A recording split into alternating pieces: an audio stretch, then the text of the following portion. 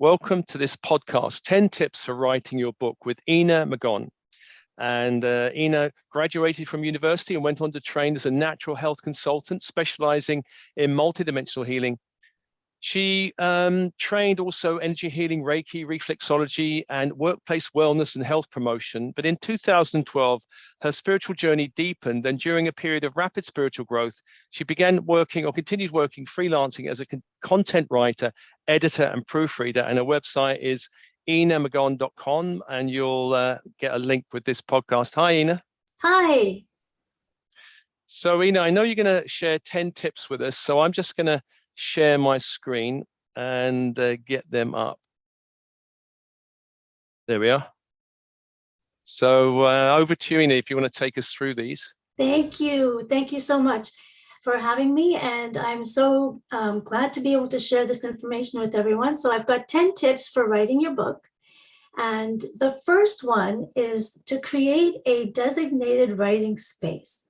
So I don't know if you feel this as well, but I think it's really important that if you create a space that's conducive to writing, you'll be more able to stay into a writing space. You'll be able to write with more ease. And I find that if you create a writing space that's inviting, that's very tidy, without distractions, it'll be a lot easier to get your writing process going and flowing. And I usually start with a little bit of a ritual, so that usually helps also to focus. But the first thing is to have a designated area. Make sure you've got your writing tools and maybe just a clean space to start. And that's the first tip. Make sure you've got one area that's just for your writing.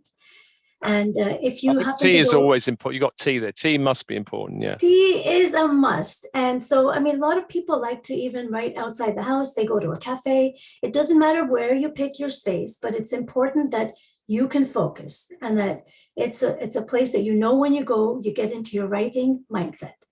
So that's tip number one. And then the second thing that's really important is to schedule writing time. So this, I find, is just like anything else in your life. When you have allocated time for something, it will get done.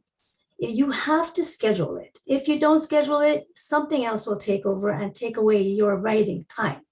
So I like personally to get up in the morning, and once I've showered and meditated, that's my time to actually get into writing mode.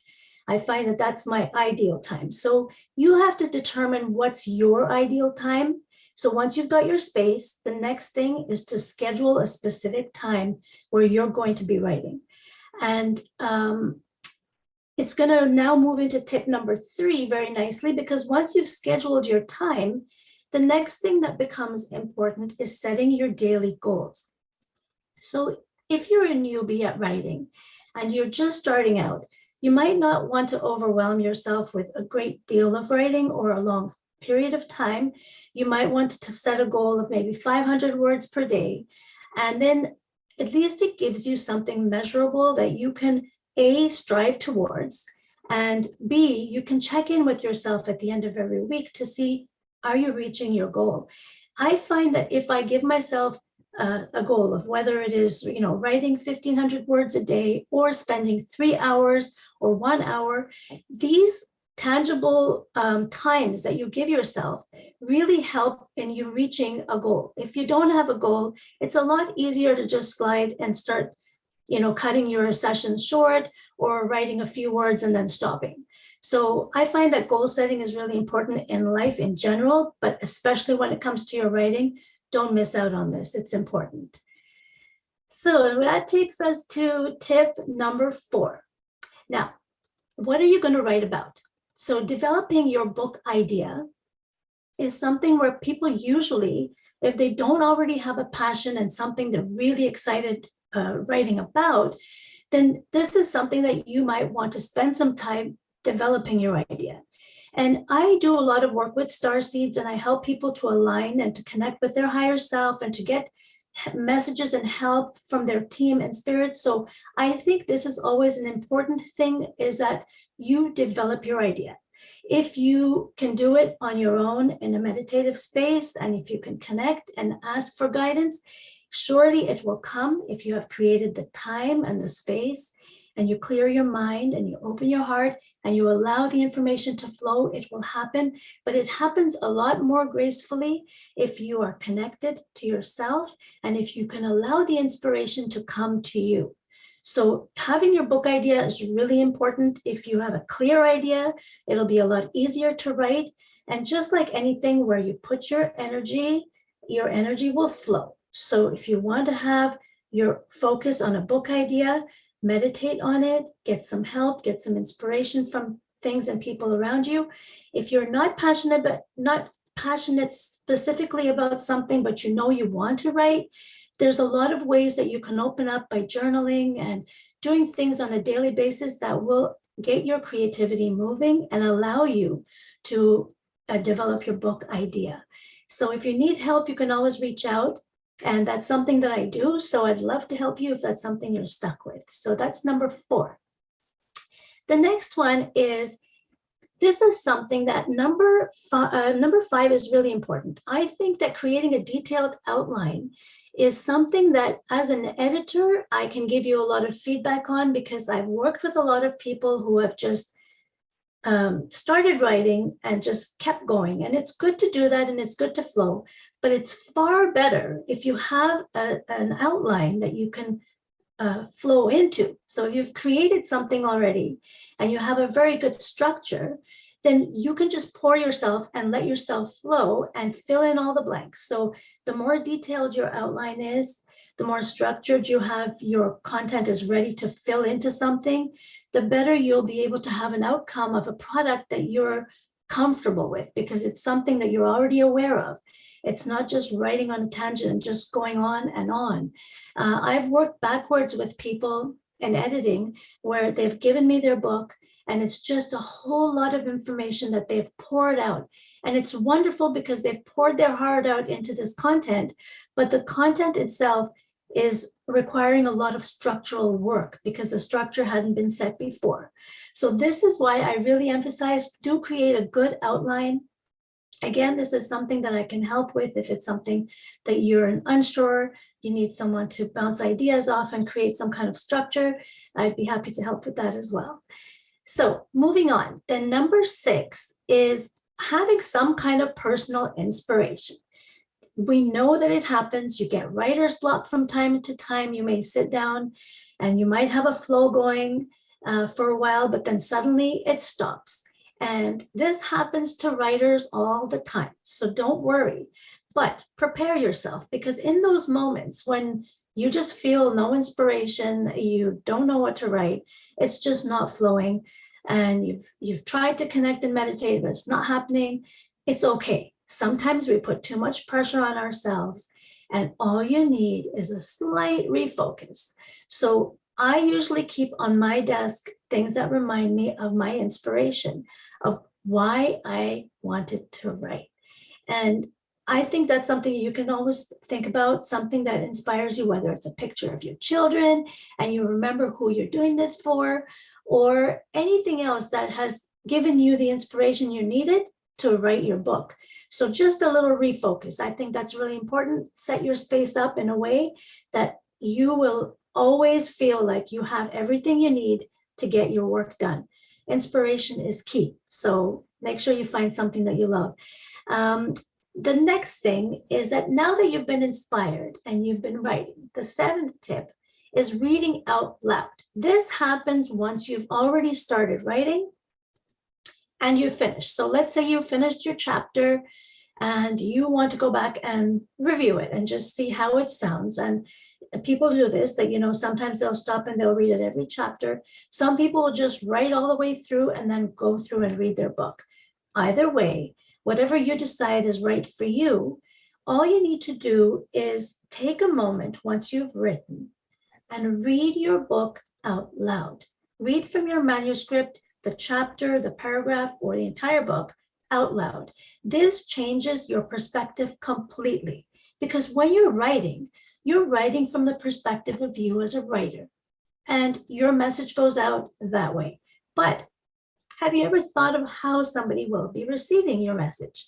So if you want to really see what your work sounds like to someone else, a really good way to do that is to read out loud. You can do that yourself. So I have a recording tool which I use. It's called Audacity, and it's free.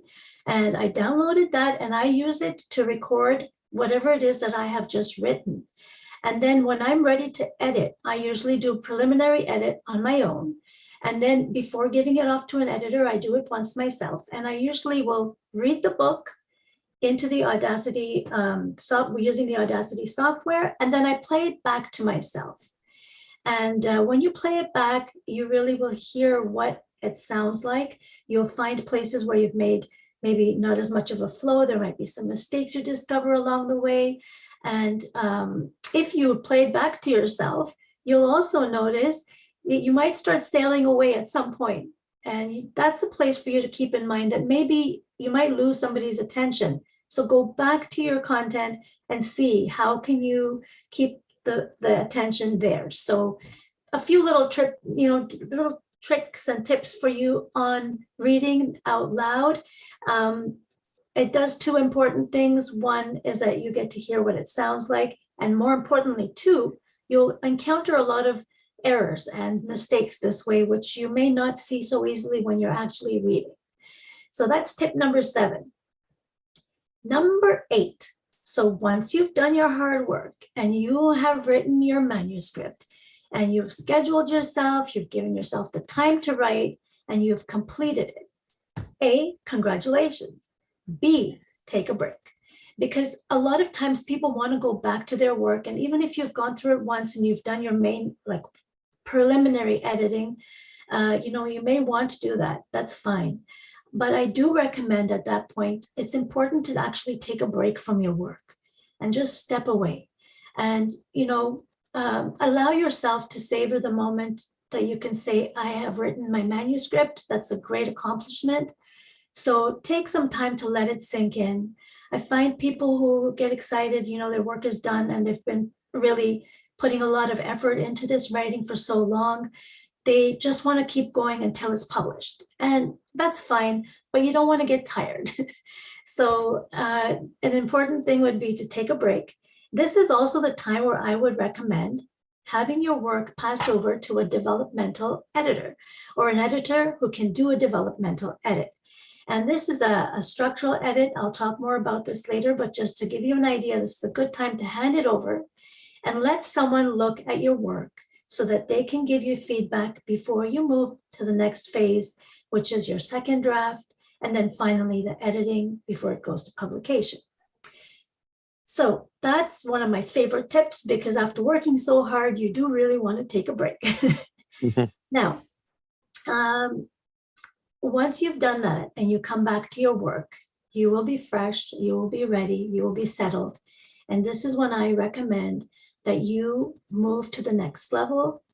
You take the recommendations of your developmental edit and you now put this to you can create your second draft. If there's a lot of work required and you need to do some work on that, go ahead and take the recommendations and do your second edit.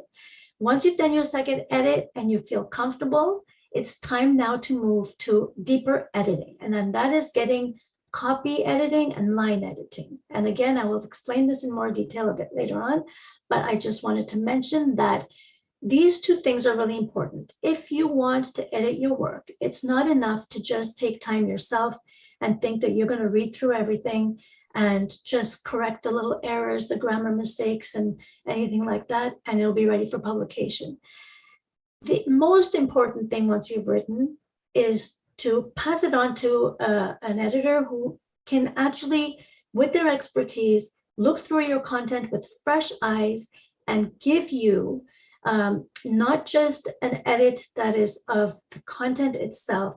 They can do it in so much detail that they will look at each line to see, is it the perfect sentence for that paragraph?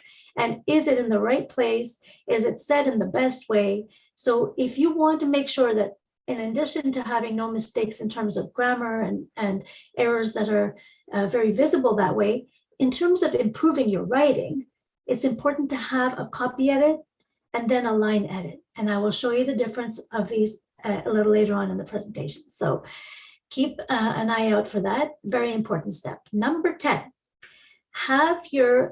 once you finish your manuscript and you've had it edited, now you need to have it proofread. So I don't think a lot of people are even aware that there's differences in this type of editing. So there's developmental edit, there's a line edit, a copy edit, and then there's proofreading. Proofreading is a final step for you before you actually can say that your work is prepared for publication. This will catch all the small mistakes once the line and the copy editing is done, and it will work out with the layout and to make sure that, you know, anything that you've put in there, images, are all in the right place, and that your final product is looking great without any errors and with a nice flow that reads well. So that's tip 10. And I hope that these are helpful for you. I know that they've helped me over the years. And so I hope that they give you a bit of a guideline when it comes to writing your book and making sure that it's an easy and enjoyable and fun process. So I now want to move to the next step. And this is why I recommend highly that you hire a professional editor. So I have 5 reasons why I believe it's important to hire a professional when it comes to editing. I don't doubt that you can do the editing work. It's not that. But I do think it's important that when you're writing, you have your own flow and you have a sort of mindset that you're in when you're writing. And when you want to get into editing mode, you have to switch into a different mode to do that. And I find that if someone has been doing this for a long time and they have the expertise, they know what the pitfalls are to look out for. They see your content also in a very different way because they're not attached to the content like you are. So that's why I recommend that you want to hire an editor who you can research well ahead of time to make sure that they are the right one for you. And they will give you a critique that's based on their expertise. You want to find somebody who's got expertise in the type of writing that you have done. So don't skimp on this. It's, I believe, a very important step. I've seen people who've been writing their book and they're still writing it for years because they just couldn't get past moving it into that stage of completion. And if you keep getting stuck, you might want to think of that as one reason that you could get some help. So number 1 is get a critique from a really good editor who's competent in your field. Second, the reason that it's important is that they really have an objective point of view. So this is really key. They're going to be coming and approaching your work without the emotional attachment to it. And so they'll see it from a different perspective, and you can be sure that they will find things that you probably would not have. They're looking at your work from different angles. And so what they present to you will be with that point of view. So be open to receiving that. I think it's a wonderful thing. Number 3, this is important because you can do an edit yourself, but when you give it to an editor, they will have the ability to do a developmental edit, a copy edit, a line edit, and then maybe if you have the same person who can be your proofreader as well, they can give you a much more complete experience. So I think just for that alone, it's a very valuable investment of your money because it will do a lot more for you, for your peace of mind. You know, you can let go of it and just let it be worked on before it comes back to you. And I find people who try to keep doing it on their own, they start getting into an over editing mode where you just keep looking at it and editing some more and then editing a little bit more because you're thinking, well, maybe it can be better. So this is another reason you really want to avoid becoming an over editor. And so this is a tip number 4, another reason for you to really get someone to help you. You don't want to get stuck in that mode where you end up almost changing your work because you're not sure if it's right. So last and most important, I think, thing is that you have written the manuscript. This is a lot of work and you should commend yourself for it, but you also need time in your life to do other things. And I also know people, and I've been myself in the same boat where I've been writing and writing and writing and writing, and it's been consuming all my time. And then editing takes another whole, chunk of time out of your day. So I noticed that if you can give the work to an editor and know that they're going to look after it for you until it's published, then you have freed up time for yourself to work on your other projects and to spend time with your family, and of course, spend time in nature and relaxing and recouping from the sitting down and writing that you do. So these are my 5 tips for you and the recommendations that I have on why you should have an editor. And let me show you now how your work would look if you got a professional edit. I'm going to take you over now to, if you go back to the screen before, and just scroll down to the bottom, Steve. Let's go down to an example of a professional edit. So I work with my friend Luisa. Actually, you'll see her edit. Her little testimonial is below there. And she has written a testimonial for me about my editing for her on this book called Breaking the Cycle. So this was a book to promote positive well-being for children and young people. And this is about body image. And so she had developed this content for a lot of years. She has about 15 years of experience from which she's gathered notes. And then she spent a long time writing. And when I met up with her, she was so fed up with her content that she just was so grateful to just give me 11 chapters to do something so that she can have a book. And so I want to take you through what I did with her. So here's the book, Breaking the Cycle. And the first thing I did was a developmental edit. And the developmental edit is one where you actually have a good overview of all the content. It's a lot of work. This is me, I was required to read all the entire book from beginning to end so that I could have an overview of all of her content. And now this is why I also mentioned earlier, that's really important to have a good outline, because once you've crystallized your idea, and then you have created a solid outline with a good foundation where you know what content you're going to be sharing and how you're going to be doing that. If you've done that well, your developmental edit is a little bit easier. So this is like having a table of contents. You'll sort of know what things are coming. But if you have a detailed outline and you have written down in detail and broken down what you're going to be saying when, where you're going to be giving examples, what type of examples you're going to give, you will have a much better flow because you yourself have created that foundation in the beginning. If you let yourself go and just keep writing and then come back to it, and when there's 11 chapters, in this case, there were 11 chapters. It was a lot to wrap my head around. So having a big picture from something that doesn't have a solid outline, it becomes more difficult. So this is why I emphasize to have a great outline, but a developmental edit is fantastic because it gives you the perspective of how is the structure of your book panning out. If somebody was to read it at this stage, does the content flow? Does it make sense? Is it in the right place? So again, if you've done a good outline, this all should be already corrected.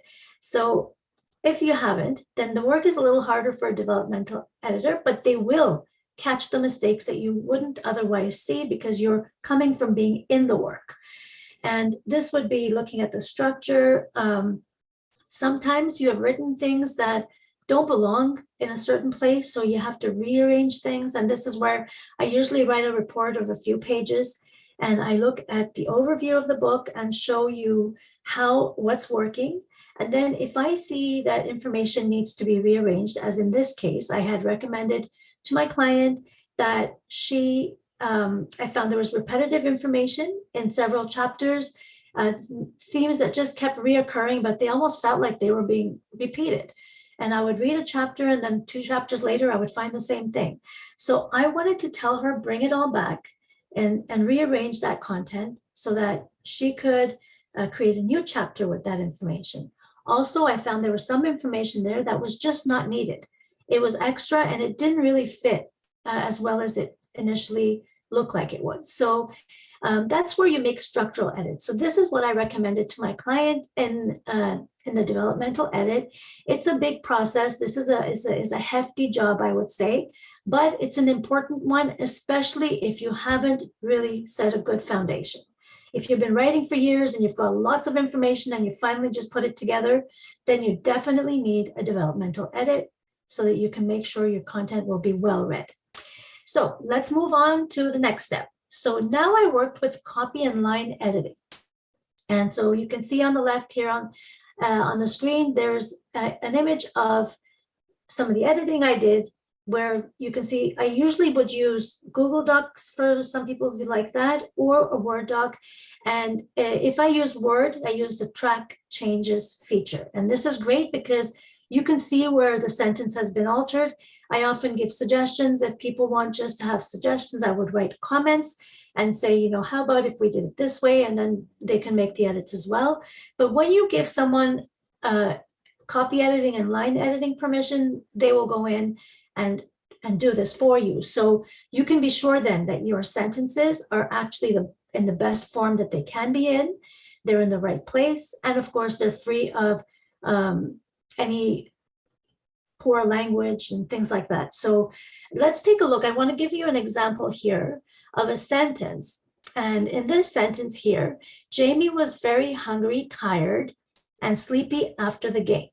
You'll notice that in that sentence, there's a comma missing. So if something is copy edited, that kind of an error would be corrected. And so you can see in the copy edited version, it says Jamie was very hungry, comma, tired, and sleepy after the game. So now we know that there's not a mistake. The comma is there in terms of fixing the sentence that way. But a line edit is a little bit deeper, and it's a little bit different because it looks not at the mechanics of the sentence. It looks more now at the language. So let's have a look again. Jamie was very hungry, tired, and sleepy after the game. What's another way to say this sentence that's got a little bit more life, a little bit more oomph? So that's where we look at the line edit. And the line edit says, Jamie was famished and utterly exhausted after the game. You can see that the same sentence has been written in a different way, but it's conveying a lot more feeling and emotion. And so if that is what's required, that's the kind of edit you can expect from someone who's going to do line editing for you. This is why I say, don't think editing is just reading it through and making sure there's no mistakes in terms of grammar and, there's a lot more. You have to see that it's flowing well, that it's well read, that it's well received, that when you're reading it out loud, there's a good flow. And also, is it the best sentence that you can create for that content? And it's a lot of work. So you can imagine how many sentences there are. And if you're going through a book of 11 chapters, it can take a long time. So yeah, it might be a little bit of a costly endeavor, but I believe it's one that will be a very important one, because not only does it free you up to not worry about the details, but it allows you to bring your content back with more life, that when you're writing, sometimes you can lose that because you're in the flow of just writing. So this is why I think it's important, to have both the other edits done. And then when that's complete, it comes back to you and you have a chance to go through all your content again, this time edited. And so now that's the time where I would give it to a client and say, okay, now I'd like you to read through your manuscript again. And I want you to feel that this is you. This is your work. And come back to me and let me know if there's any part of the book where you feel like my changes have maybe been something that doesn't feel like you. This is important because, I might change a sentence and it sounds great to me, but I always try my best to keep it in the tone that the client, their vibration, like if I feel them and I'm writing and I'm editing and I'm helping them with their work, I kind of feel like I'm writing with them with me. So it's a very unique process. I don't know that other editors do this, but because I'm a starseed and because I work with light workers and starseeds, and I am very conscious of energy and their frequency and the content's frequency as well, I really feel like that's something that we need to align with. And it's not something you get maybe with all editors, but that's something unique because that's the kind of work that I do. It's in this field, and I like working with people who are in their, sharing their awakening stories or content that they want to share with others who are on this path. And it's very exciting, and it's very, important to put this information out to help others who are just on starting their journeys or who need motivation on their path. And so I try my best to align with the person who has written the work so that that feeling of their content is still there even after I've edited. So, but I do always give it back to them and say, please have a read and make sure that it's exactly what you want to put out there. Once they say, yes, Ena, it sounds great, it's on point, everything looks good, then we do the last thing, which is the proofreading. This is a whole different thing, and I think people don't realize that, but proofreading is what will catch, like it's a net that catches all the last little tiny things that maybe have gotten missed. Those are when they're like little spacings or correction of a spelling or a word that's been inserted twice or a word that's missing. And so I have an example here. It's hard to see, but I have 3 corrections I've done here, and they're proofreading errors. So there's a missing word, and there's a word that's been changed because it sounds better, altered slightly. Very small changes, but they're needed because this is the proofreading, I think, is what takes your work from good and great to excellent, because there's nothing worse than having gone through a whole manuscript that you've written and you've put out there ready for the world. There's nothing worse than losing your reader because you have grammatical or small errors that just stick out, and so that's where the proofreading is key. And I think it's important. It's an important step. So please do it. And the last thing is really congratulations on making a masterpiece of bringing something of yourself and sharing it with the world, taking a chance. I'm so proud of people who take that step, because I know how hard it can be to move forward. But I do want to say that, for me, I fell into editing. I didn't mean for it to happen. I was actually on a spiritual retreat of 8 years where I had a very rapid spiritual growth. And in that time, I had to work as well. And so I did freelance editing because it fit perfectly into my schedule. And it gave me what I needed to be able to live a really great 8 years of time in the country and in nature. And so I'm so grateful I had that opportunity. I did a lot of content writing, a lot of editing. And what I discovered in that, because while I was doing it, to be honest, I was unsure why the universe gave me that project. I'm like, why would I have to do this? This is not my work. I want to help starseeds. But then I realized that those 8 years of experience that I gained in editing and finding that I did a lot of work with people's biographies. And then as I work more and more with people who are starseeds like myself, I started to find that, my 2 passions, one is guiding people and helping them align to their mission and their purpose and to really get their message out there. I love helping them to do that. And that comes very nicely now because I help them with their awakening story, how to put that together, and even take it all the way up to editing and before it's sent out. So Steve's got a great webinar that's going to show you how to self-publish. So that's fantastic. And with these tips, I hope that it's a really helpful bonus for you all, the information that I've shared today.